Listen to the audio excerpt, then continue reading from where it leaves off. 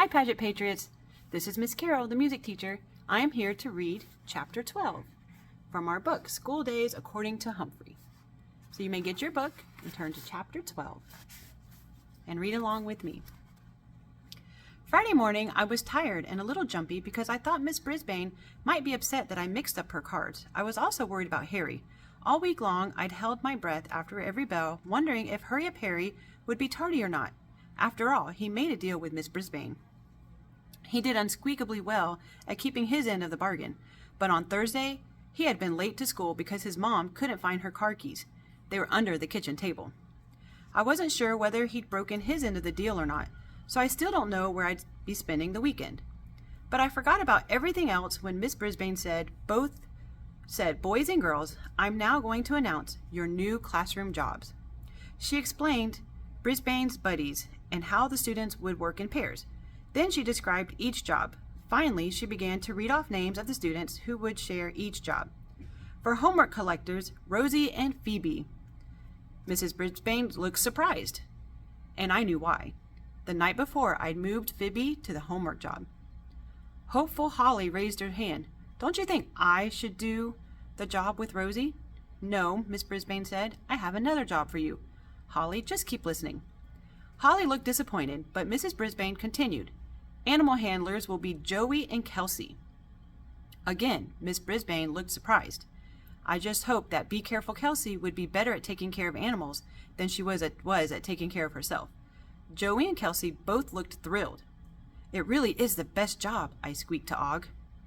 Boing, boing, he agreed. Door and line monitors will be...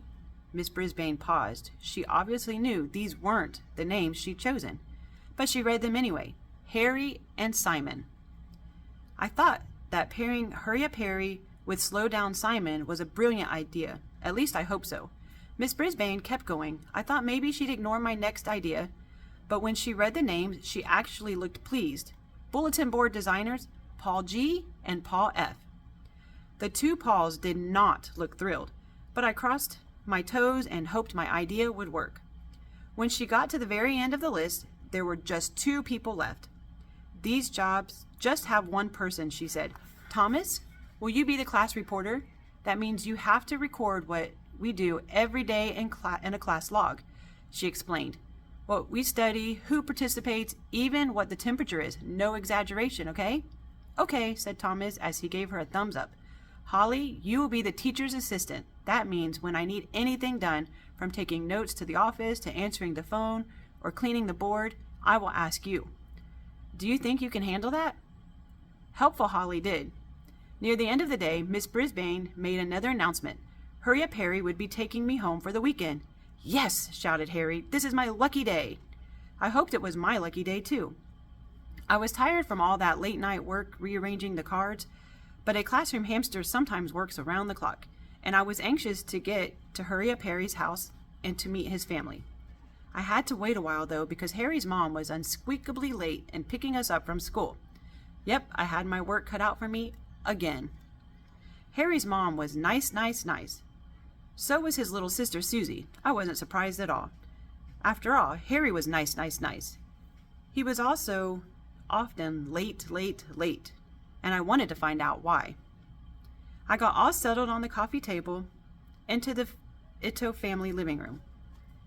Nice mouthy, Susie said as she leaned close to my cage. Nice hamster, I politely corrected her. Mouth, she said, twirling in circles around my cage until I felt slightly dizzy. He's a hamster, Harry corrected her. Thank goodness. Susie twirled around, but this time she said hamther. At least it was a little closer than mouth. Usually when I go home with a student, I am placed on a desk or a table, admired and played with, and then the family has dinner. At Harry's house, I was placed on a table, admired and played with, but dinner was long off. I can't say the Ito family didn't have a clock. They had a large gold one in the living room on the mantel above the fireplace, directly above from my spot on the table. I saw the time change from 6 to 6:30, and from 6:30 to 7. Each time the clock reached the half-hour point, it chimed a lovely loud sound. Ding, ding, ding, ding. Mom, I'm hungry, Susie said. She stopped twirling and plopped on the sofa.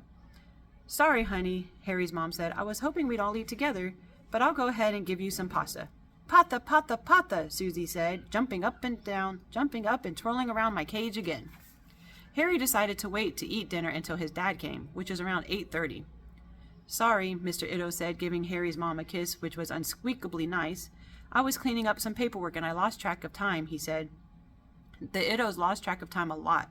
Harry's mom said it was no problem, and it was 9 when she finally said the food was ready. Susie had fallen asleep on the sofa, but the rest of the family ate together. After dinner, Harry's mom took Susie up to bed, and Harry and his dad came into the living room. "Wow, I didn't know it was so late," Mr. Iddo said, looking up at the large, shiny gold clock over the fireplace. "It's bedtime for you, Harry." "Oh, Dad, it's Friday night. Can't I stay up just a little while longer?" Harry asked. Harry's dad said it was okay, especially since he'd gotten home late and hadn't had much time with his son. They started playing a game together. I decided to entertain them with some hamster acrobatics. I leaped around on my tree branch, then hopped on my wheel and started spinning faster and faster. "Go, Humphrey, go," Harry said, and pretty soon he and his father forgot about their game and watched me. "Tomorrow we'll put him in his hamster ball," Harry told his dad. When Harry's mom came back downstairs, I started my act all over again. I was already tired from the night before, but a hamster's job is never done. Mrs. Iddo glanced up at the clock. "Harry has the soccer game in the morning," she said with a yawn. "We'd better get to bed." Mr. Iddo looked up at the clock, too. "My watch is a little slow," he said, resetting it. "Are you sure that clock is right?" his wife asked. "Very sure. It might be an antique, but it keeps perfect time," Mr. Iddo answered. Mrs. Iddo nodded, then adjusted her watch, too. After Harry and his parents had gone to bed, I was happy to settle in for a nice snooze myself. Like the Iddos, I checked the clock. It was 11. The next morning, I sat in my cage in the living room, and I watched the Iddos in action. There was the usual morning commotion of people getting up, eating breakfast, listening to the news. Harry came into the living room to see me. "Hi, Humphrey. Did you have a good sleep?" "Do you like my house?" he asked. I was about to say yes when Mrs. Iddo rushed into the living room looking frantic. "Harry, you've got to get dressed. The game is at 9, she said. It was only 15 minutes before 9, and Mrs. Iddo was still in her robe. "What time's the game?" Mr. Iddo asked, wandering into the living room, still in his robe too. 9, Mrs. Iddo told him. As she headed for the stairs, Mr. Iddo was right behind her. Harry came back down in his soccer uniform at 5 minutes before 9. I crossed my toes and hoped that the soccer field was close to the house. Finally, Mr. and Mrs. Iddo came back into the living room, both dressed. "Where's Susie?" Mr. Iddo asked. Mrs. Iddo ran back up the stairs. "I'll get her dressed. Meet you in the car." Mr. Iddo looked at the clock and shook his head. It was 1 minute before 9. "Okay," he said, "but we're going to be late." The last Iddo finally left the house at 3 minutes past 9. They were definitely late, as usual. I was exhausted from watching the family run around like that, but I realized that this was probably what went on in the Iddo house every day that Harry was late to school. Mr. and Mrs. Iddo were grown-up human beings and seemed quite smart. How could a small hamster help them change their ways? I thought about that problem all day, between naps in my cage. Then I had an idea began to take shape in my mind. The Iddos weren't very good at keeping track of time, but when they did, they seemed to check that clock on the mantle. I couldn't change the Iddos, but maybe I could change the clock. They trusted so much. As I stared at the clock a long time, a little rhyme rolled into my brain. Hickory dickory dock, the mouse ran up the clock. Susie had called me a mouse, at least I think that's what she meant by mouth. And hamsters are a lot like mice. According to Aldo, we're both rodents. So if a mouse could go up the clock, I guess a clever hamster like me could too, as long as I had a plan. I rested some more while the Iddos were gone, knowing I had a busy night ahead of me. Once the family was back from the game, Harry's team won. Yay! I learned that the Iddos were really fun as long as they didn't have to worry about time. Harry showed Susie some of his soccer moves in the backyard. Then they all went out for a while and came back with lots of yummy food. Later, Mr. and Mrs. Iddo cooked a big dinner and Harry and Susie helped, and they gave me carrots. After dinner, they all went downstairs to the basement, and Harry brought me along. I was glad he did because I got to sit in my cage and watch the family play table tennis. They didn't play tennis with a table. They played it on a table, using a small, bouncy ball and paddles. Susie was too young to play, but they gave her a paddle and let her try. Harry and his parents were very good at hitting the ball back and forth across the table with a little net going down the center. The game was quite exciting, and my net got tired from turning my head back and forth to follow the ball as it traveled in its travels. "Hey, maybe Humphrey would like to play," Harry said. I shivered and quivered a little bit, worried that the Iddos were going to bat me back and forth with paddles. But Harry had a better idea. First, he put blankets all around the edges of the table so I wouldn't roll off. Then he placed me inside my hamster ball and he set it on the table. "Go for it, Humphrey," he said. The Iddos all leaned in and watched as I rolled my ball across the table towards the net. I was able to pick up quite a bit of speed. As I hit the net, I bounced off, just like a little white ball. "Score 1 for Humphrey," said Harry. "Let's give him a point every time he bounces off the net." I don't mean to brag, but I scored 10 points before Harry's mom said she was tired and needed to go to bed. She was tired? What about me? But I still had lots of work to do.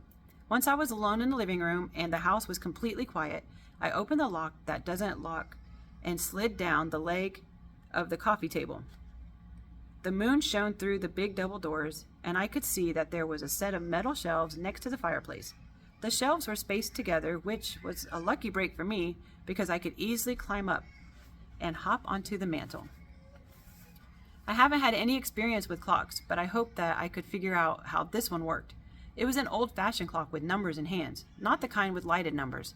The time was exactly 11:25.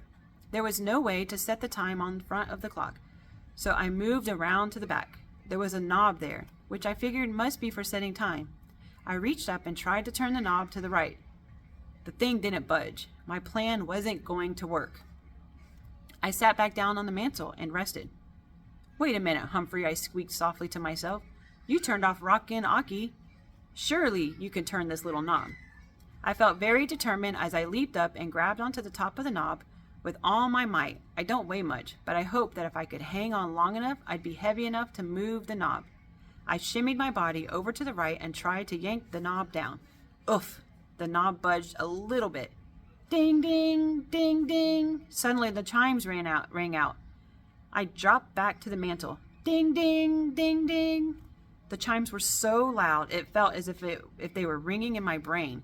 It was enough to give me a huge hamster headache. Still, I had a plan, and nothing was going to stop me. The ringing stopped, so I leaped up again, hung on for dear life, and the knob moved a little more. I let go, then scurried around to the front, checked the time, and then returned back to move the knob again and again. My paws were aching. When I went to check the front of the clock again, I saw that I had set the clock ahead 5 minutes. I was afraid to set it too far ahead, then the Iddos might catch on. But maybe 5 minutes would make a difference. Feeling unsqueakably pleased with myself, I looked for a way back to my cage. The thought of climbing down the wire shelves made my stomach a little queasy, but on the other side, there was a window with curtains and a long cord hanging down. Perfect. I grabbed onto the cord and began to slide. Eek! I hadn't realized this cord would be so slippery. I slid way, way, way faster than when I slid down the cord to the blinds in room 26. The room was a blur as I zoomed down the floor, which I hit a little harder than I would have liked. Once I recovered, I looked up at the clock. It was 11:45 by then. Of course, I knew that it was really only 11:40. I'm so glad I know how to tell time. I had another lucky break when I got back to the coffee table. There was a footstool next to it, and I climbed up easily and hopped back on the table and into my cage. I was never so happy to crawl into my sleeping hut as I was that night. And to think at that moment, Og was alone in room 26, just swimming around in his tank. The next morning, I was a little sore but anxious to see if all my hard work would pay off. It was a little later in the morning when, again, there was a lot of running back and forth through the living room around 9:45. "We'll be late for church," Miss Iddo said, walking into the room in her robe. "I'm all set," Mr. Iddo answered. He strolled in, completely dressed for the day. "You make sure the kids are ready," his wife said. "I'll get dressed." Mr. Iddo disappeared, and I could hear footsteps upstairs as the whole family hurried around. They finally reappeared in the living room again, dressed for church. "Oh no, we're going to be late again," Mrs. Iddo said, looking at the clock. only 5 minutes late, her husband said, "Let's go."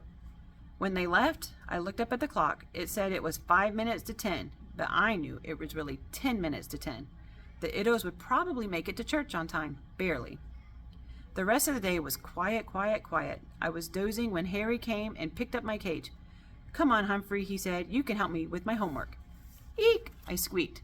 I wasn't upset about the homework. I was upset because I didn't want to end up in Harry's room for the night. I already had a plan to give the Iddos a little more help. Thank goodness when Harry was finished, he carried my cage back downstairs to the table in the living room. My plan was safe. When the house was quiet that night after the clock chimed 11, I opened the door to my cage, took a deep breath, and once again headed up the wire shelves to the mantel. With great effort, I turned the clock forward another 5 minutes. That would give the Iddos an extra 10 minutes in the morning. Hopefully the next morning I wouldn't be tardy, and neither would Harry. Humphrey's rules of school. Homework can be extremely tiring, especially if you're a classroom pet. The end of chapter 12.